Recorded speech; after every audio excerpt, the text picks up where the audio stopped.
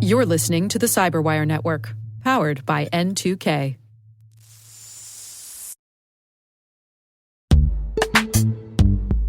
Most environments trust far more than they should, and attackers know it. ThreatLocker solves that by enforcing default deny at the point of execution. With ThreatLocker Allow listing, you stop unknown executables cold. With ring fencing, you control how trusted applications behave. And with ThreatLocker DAC, Defense Against Configurations, you get real assurance that your environment is free of misconfigurations and clear visibility into whether you meet compliance standards. ThreatLocker is the simplest way to enforce zero-trust principles without the operational pain. It's powerful protection that gives CISOs real visibility, real control, and real peace of mind. ThreatLocker makes zero-trust attainable, even for small security teams.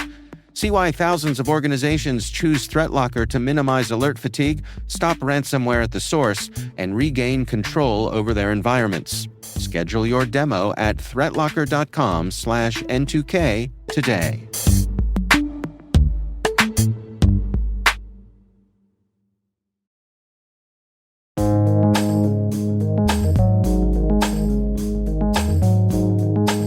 The word is ZTNA.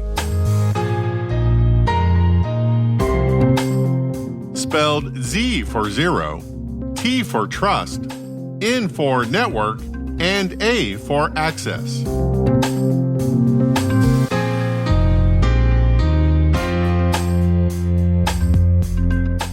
Definition: a technology set designed to support the cybersecurity first principles strategy of zero trust that limits device, people, and software component access to only designated authorized resources and nothing more.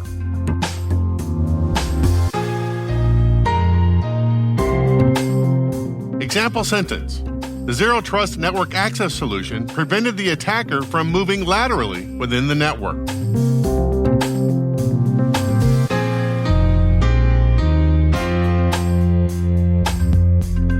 Origin and context. In the early 2000s, the U.S. military started experimenting with the idea of deperimeterization under the project name the Jericho Forum. The concept was to move away from the old perimeter defense model to decouple the identification and authorization functions away from the workload. In other words, you don't connect to the sensitive workload and then try to log in. Instead, you connect to a separate system that verifies your identity and validates that you are authorized to connect to the sensitive workload. If you are, then the system establishes the connection to just that workload and nothing else. The Jericho Forum captured some of the first ideas about what would eventually be known as the cybersecurity first principle zero trust strategy, but they never built it. The man who gets the credit for the name Zero Trust and the initial concepts and the model is John Kindervag. In 2010, while working for Forrester, he published a research report entitled No More Chewy Centers, introducing the Zero Trust model of information security, which outlined a security model that assumes that all network traffic is untrusted and must be verified before access is granted. The same year that Kindervag published his paper, Google got hit by a massive Chinese cyber espionage attack called Operation Aurora. The hackers, Unit 61398 of the People's Liberation Army, APT-1 as it would become to be known later, targeted 34 major companies, including Google, Microsoft, and Juniper, with three goals. Number one, accessing the Gmail accounts of Chinese human rights activists. Number two, spying on the Google's internal legal discovery portal, the portal that managed law enforcement requests for information pertaining to ongoing investigations. And finally, number three, stealing the source code and signing certificates of those 34 companies. In response to the Aurora attack, Google's site reliability engineers redesigned their internal security architecture from the ground up using the concepts of deperimeterization and the zero trust philosophy.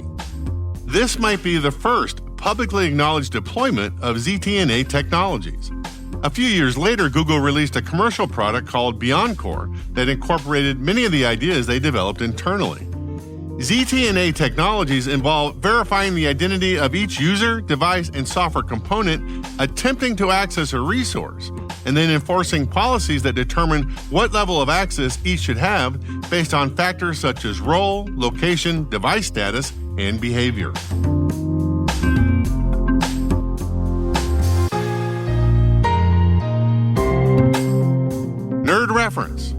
John Kindervag, the father of the original Zero Trust idea, spoke at the Create the Future conference in 2022. So there's a lot of myths about zero trust. The first one is zero trust means making a system trusted. How much trust should there be in a zero trust system? I tried to make it as explicit as I could. Zero. We're trying to get rid of trust, not make system trusted. Zero trust is also not about identity. It consumes identity, but it isn't equal to identity. I can prove that with 2 words. Snowden, Manning. They were trusted users. They had all the right identity in MFA, but nobody looked at their packets post-authentication. And then there are zero trust products. That is not true. There are products that work well in zero trust environments, but zero trust is a strategy designed to stop data breaches and make other cybersecurity attacks unsuccessful. It's a strategy that uses products.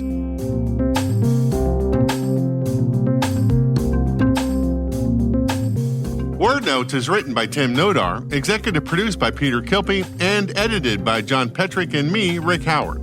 The mix, sound design, and original music have all been crafted by the ridiculously talented Elliot Peltzman. Thanks for listening.